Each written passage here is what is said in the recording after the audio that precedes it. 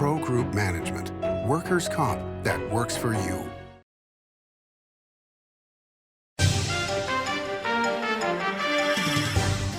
Welcome to Nevada Newsmakers. On the broadcast today, Milton Stewart joins us. He's the executive director of Nevadaworks, here for the whole show on an all-new Nevada Newsmakers.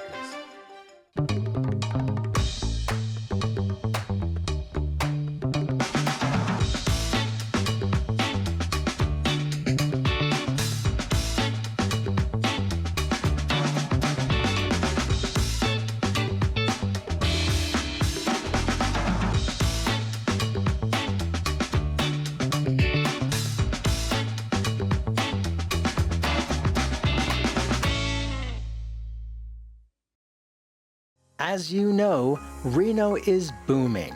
Toll's development company is helping it grow with insightful design and development, building community with every project, adding beauty, adding excitement, emphasizing our shared humanity.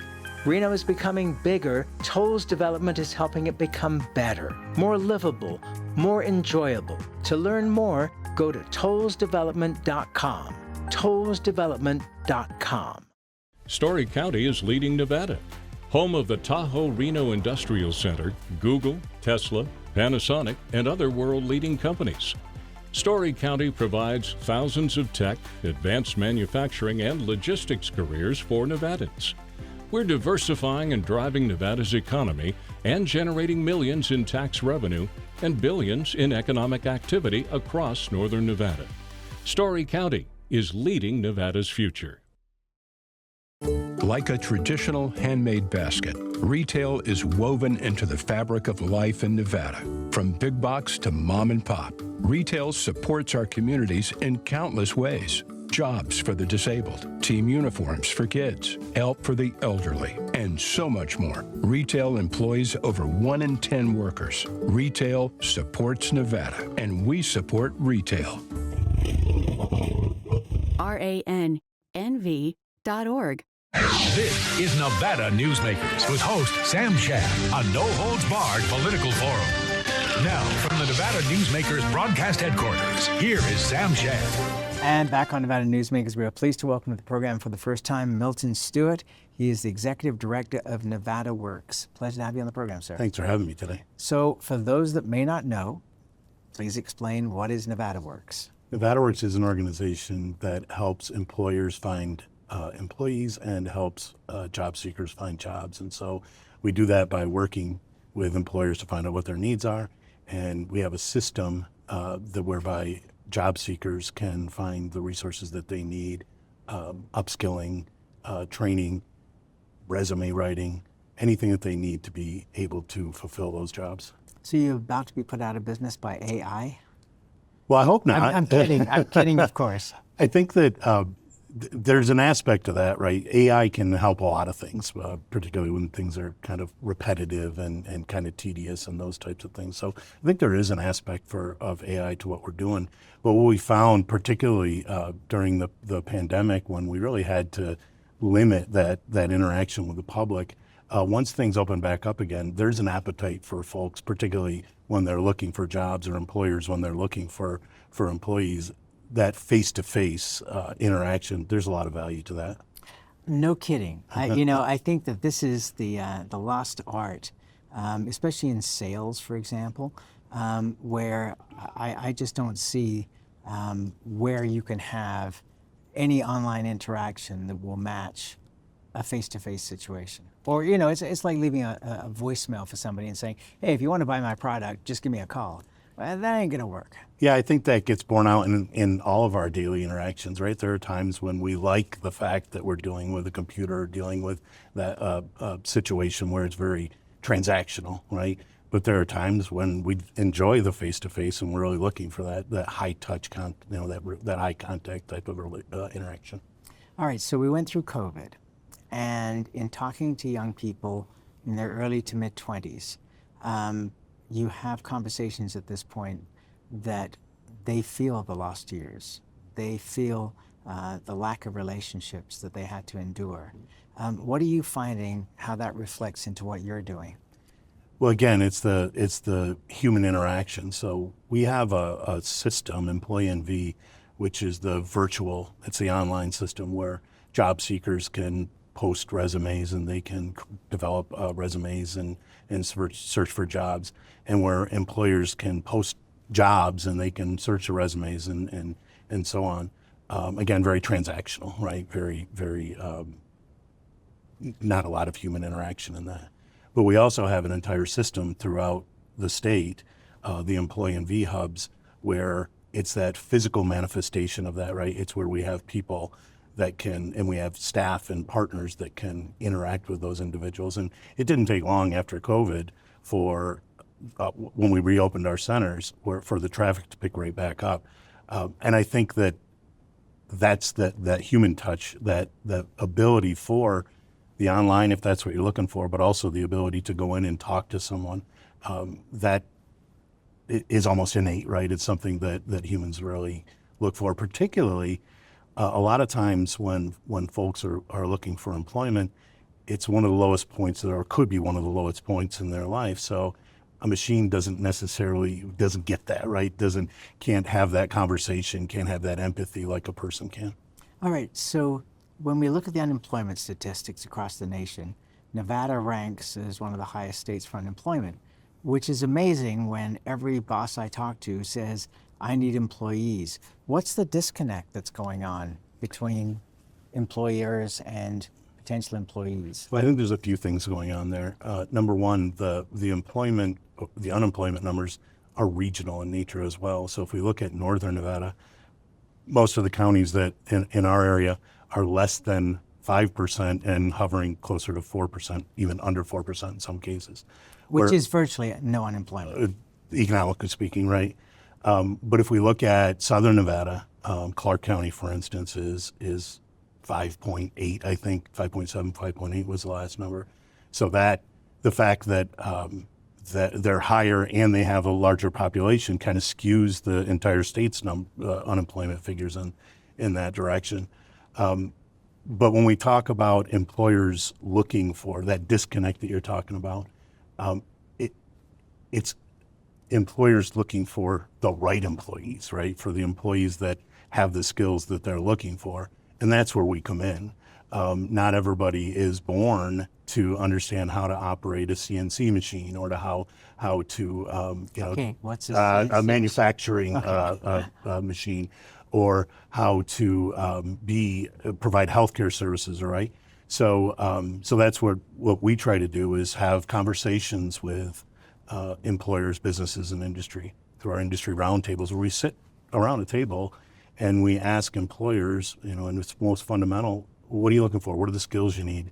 How do we create that talent pipeline for you? And what are those answers? Well, it depends on the industry, of course. Of course. Yeah.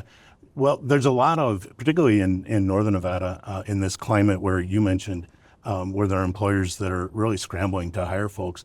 Many times we're hearing that fundamental skills, employability skills, are important. Will this person come to work on time? Can they work in a business environment? Okay, so is that changing? Because part of the problem there was that the government was sending out checks, obviously to help sustain the economy, to sustain the population during COVID and for a time afterwards. Then we've had massive, influxes of cash across the country, through the federal government, and in a lot of cases, surprisingly to me, people were just like, well, I'm getting money from the government, I don't need to go to work. But that seems to have ended now, and it seems, as we've seen the credit card bills go up for people, and perhaps they're suddenly realizing that they're paying 30% interest rates, that has come full circle now, and that people actually need to go to work. I'm seeing in restaurants, for example, a lot more people who are servers and bussers that were lacking. A lot of restaurants couldn't open at lunchtime, for example, just because they couldn't get the people. Is that what you're seeing as well? Well, I think that's right. But I think if we look at the data, we also see that not everybody that became unemployed during COVID is back in the workforce. Why? Well, for instance, there's challenges like, for instance, childcare. We have some families where a mother, and this is in no way chauvinistic, it's just the reality of some situations where the family provider had to take care of the children, the family during COVID, and because of the cost and availability or lack of availability of high quality, affordable health care, there are a lot of folks that are still on the sidelines because economically speaking, it doesn't make sense for them to come back into the workforce. Isn't this the most obvious need that we have in this country that needs to be fixed, which is the lack of affordable childcare? And don't we have a school system already as a basis that could help cope with this? I mean, obviously it would require more money, but why should somebody pay $16 an hour for childcare for one kid when they're making $18 an hour at their job? I mean, this doesn't correlate. I mean, I'm not in favor of raising my taxes, believe me, but when we look at things that will make our society better, that will improve the business circumstance for all of us as business people, we need to fix this. This is, I mean, it's like glaring, big red light. Well, I think that we certainly see the negative effects, if you will, from a labor participation rate. Nevada's labor participation rate, those individuals that are able to work, that are actually working or looking for work, is one of the lowest in the nation. And some of that can be attributed to the child care issues. Those aren't issues that Nevadaworks can solve. But what we can do and what we try to do, we have programs whereby if an individual is looking to get upskilled and childcare is a barrier to that, they don't know what they'll do with their kids when they're in training, we can provide supports for that during that training to help them be successful. In what way? Well, we can actually pay for childcare in many instances. The public funding that we get, generally speaking, is the funding of last resort, meaning that we would exhaust all other available funding. But if we get into a situation where this is a barrier, the child care, for instance, is a barrier to someone being successful in training, then we can pay for the child care directly. Now it helps during that training, but the idea being, hopefully what we're doing is getting somebody into a self-sustaining job, a job that can sustain themselves and their family, so that those conversations around childcare become less of the driver of whether or not they would be in the workforce. Okay, so let me ask you this, because I looked on your website that you have a broad swath of support. If I just look at your board of directors, it's from so many different industries. Mm-hmm. So you have a lot of support there. But who supports you financially? We're majority public funded, so that would be from the federal government. Our primary core funding comes through the Workforce Innovation Opportunity Act, which is federal funding from the federal government to the states, and then states to two local boards in Nevada. But that's not enough, right? It doesn't allow us to create the impact that we're trying to create. So we also apply for additional grants, and we were fortunate enough to receive a substantial grant from the Department of Commerce. We've gotten additional grants from the U.S. Department of Labor and the state as well. The state has funding that they run through Nevadaworks to help with things like training up existing employees. So if an employer says, look, I've got an employee, I know it's tough to find employees, and I've got someone, and I'd like to advance them, but it takes training to do that, we can help with that as well. All right, let's take a break. We'll come back. Lots more to talk with Milton Stewart. He's the Executive Director of Nevadaworks after this timeout. Pro Group Management is the place where companies can find workers' comp solutions that are designed to meet their specific business requirements. As regulations evolve, Pro Group takes a proactive approach to clear the path to make sure your business stays ahead of the curve. Knowing your workers' comp program is optimized, you can focus on other important matters related to your growing business. Pro Group Management, workers' comp that works for you. Early in the morning or throughout the night, professional truck drivers are on the job, serving you, safely moving freight that's crucial to our economy. From the oldest industries to our newest innovators, from the exotic to the everyday, trucks are everywhere, moving everything. Never afraid to embrace a future that makes Nevada and our nation stronger. Trucking moves America forward. What do you count on? you count on your power every day. At NV Energy, we've always powered what's important to you, but we're not looking at the past. We're focused on the future. While our standards are high, our rates will remain low. And our commitment to renewables isn't just meeting standards, but leading the way. Because you can count on more than just your power. You can count on the company who brings it to you. That's our promise. You can count on it. The Nevada Builders Alliance has been protecting the interests of the construction industry for over 50 years. Our programs save members thousands of dollars every year and allow them to provide much-needed benefits to their employees. Our industry also allows Nevada to grow. If you're thinking about a career in the construction industry, reach out. And if you haven't thought of a career in construction, what are you waiting for? We are the Nevada Builders Alliance. This is Nevada Newsmakers. And back on Nevada Newsmakers, we continue our conversation with Milton Stewart. He's the executive director of Nevadaworks. Basically, you help employers to help employees, and you help employees with employers. What's the biggest need that you see right now, or maybe the top 3 categories of employees that are needed? Well, it really depends on the industry that we're talking about. But well, I mean, just overall. I mean, Yeah. is it the gaming industry? Is it the mining industry? Is it, warehousing industry? Sure. There are so many industries that are going nuts right now in this state. What we've targeted in collaboration with economic development agencies like the Governor's Office of Economic Development are those industries that are currently the most in demand, and then those that are projected to have the highest growth over time. So the industries like advanced manufacturing, like logistics, healthcare, those are the industries that we've targeted, not at the exclusion of other industries, right. But the data is telling us that those tend to be, particularly in Northern Nevada, as additional companies come in, those tend to be where we should be focusing our efforts. Healthcare, has always been an issue in the Silver State. I've been here since 1978, and there was never a time when anybody said, "Hey, we've got more than enough doctors and nurses right now." Yeah. I know that the College of Southern Nevada is doing a lot, to help with this. What other efforts are needed to ensure that as our population ages, and we are getting an aging population, continue to get it, what are you seeing in that area?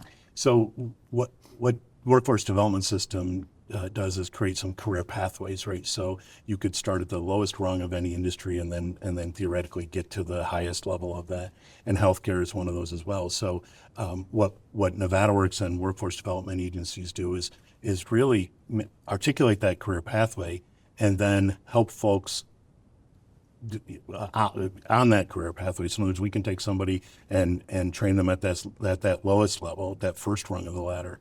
And then if they're fine with that, then they're good to go. But if they want to continue onward, we can then, again, put them through another training through these stackable credentials and get them on that pathway. And so we work with Renown and St. Mary's. We work with TMCC and other organizations where we're doing just that. We have some apprenticeship models where folks can earn money while they're learning the trade. And so, and particularly if it's the first or second rung of that ladder, where a lot of times folks can't just take the time off, if you will, to go to training. Well, let's do it at the same time. Let's have them get paid and get the training, get them on that career pathway. And again, they can decide, is this a level I'm satisfied at, or do I want to go on to the next rung? All right, so with the unemployment level where it is, as we talked about earlier, realistically, it's pretty close to zero, because there's always going to be, that's part of capitalism, you actually need to have 1 or 2% minimum unemployed. Otherwise, prices go through the roof for wages, et cetera, which is kind of an unfair thing, but it's the way it is. So, do we need to have more people in the state to be available to work? Or because, that's obviously going to be a discussion point, and it's kind of overblown right now. One has to remember, for the people watching and listening this, that rhetoric in an election campaign is different from governing. And so there's going to be a lot of different things that occur over the next 4 years that have necessarily been talked about in the campaign on either side. But do we need more employees in the state? For example, the construction industry, when there's no work in Nevada, they're gone. I mean, we saw that in 2008. There were whole apartment complexes that had majority Hispanic workers in there in the construction industry. Everything shut down. They were gone. They were not going to stick around. So do we need an influx of people? Do we need to have some kind of jobs program where we can get people in from other countries to actually work legally? Or can we be self-sufficient, I guess is really the answer. Well, I think that... question. Yeah, no, fair. That's a great question. I think that if we look at it from a raw data, raw numbers perspective, if we have 50,000 available jobs in, hypothetically 50,000 available jobs in Nevada, do we have the folks available to fulfill them?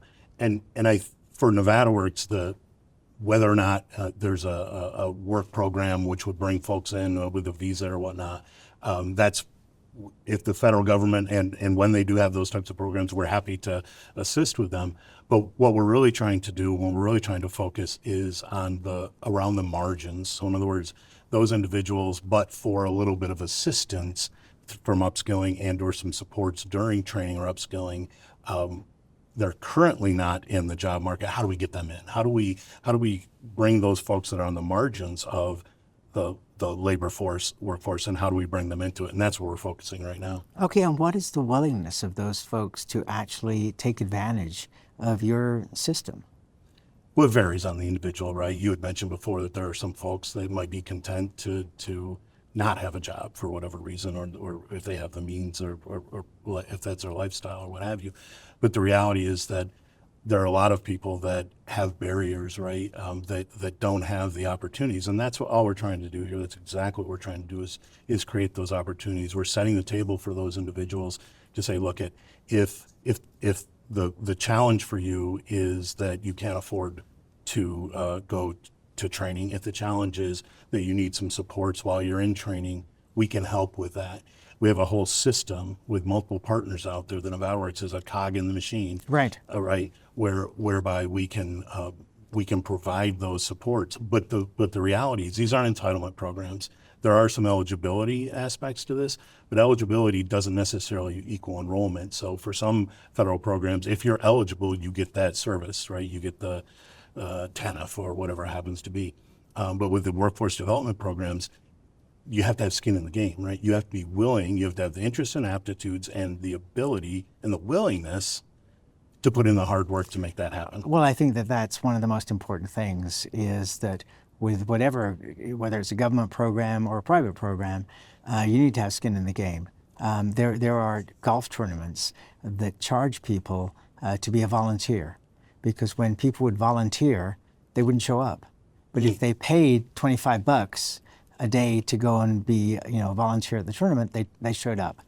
Who would have thunk? Let's take another break and we'll tell people how to get a hold of you. We'll be right back. Welcome to the Ahern Boutique Hotel, where luxury and warmth come together in the heart of Las Vegas. We take pride in offering a one-of-a-kind experience for both locals and tourists. Join us for handcrafted cocktails and an unforgettable experience. Joel's Chop House, the perfect place to savor views of the Las Vegas Strip. Satisfy your cravings at the Ahern Chocolate Shop. No smoking, no resort fees, and the parking is always free. The Ahern Luxury Boutique Hotel is your home away from home. Welcome to the Winnemucca Big R. Hi, I'm John Walker. Welcome to Big R Lovelock. Hi, I'm Rich Martin. Welcome to Fallon Big R. My name is Braden. Welcome to Big R Fernley. Hi, I'm Kelly. Welcome to Big R Sparks.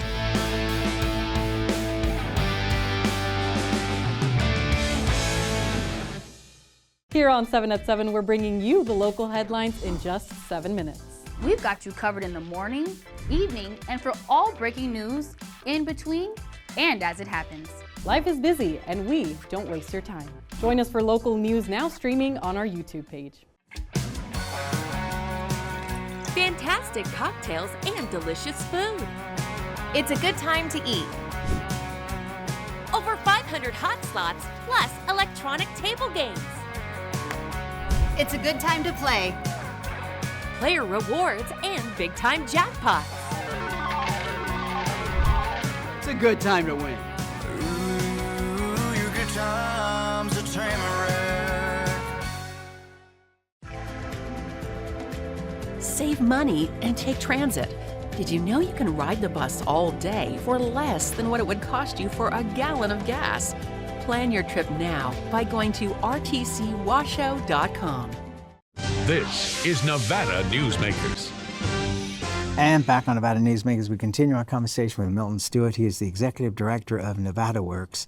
So how do people get in touch with you and your organization if they need help or if they need employees? Absolutely. So we have an entire employee NV network throughout the state. And so employeenv.gov is the website that can show all the multiple locations that we have throughout the state. And then Nevadaworks.com is our website, Nevadaworks website, and we can help direct to, we take a no wrong door approach, right? Even if Nevadaworks is not the organization ourselves that can be the primary organization to assist, we're going to make that connection with an organization that can. You're doing terrific work and you got a lot of support, so we appreciate you being here. Thanks for having me. You're very welcome. We'll be right back. Southwest Specialties has been making the homes and businesses of Nevada beautiful for more than 20 years. Their experienced designers and craftsmen create the walkways, backyards, water features, and a variety of outdoor cooking areas that add curb appeal and value to your investment. Call today or visit them at their website and see how they can make your outdoor spaces special. Southwest Specialties, creative, distinctive, beautiful. Each day, the Children's Advocacy Alliance partners with leaders, legislators, and families across Nevada to improve children's health, education, economic well-being, and safety. We recognize Nevada will be no better than the state of its children. Be a part of this change. Be a supporter of the Children's Advocacy Alliance. For more information, go to caanv.org.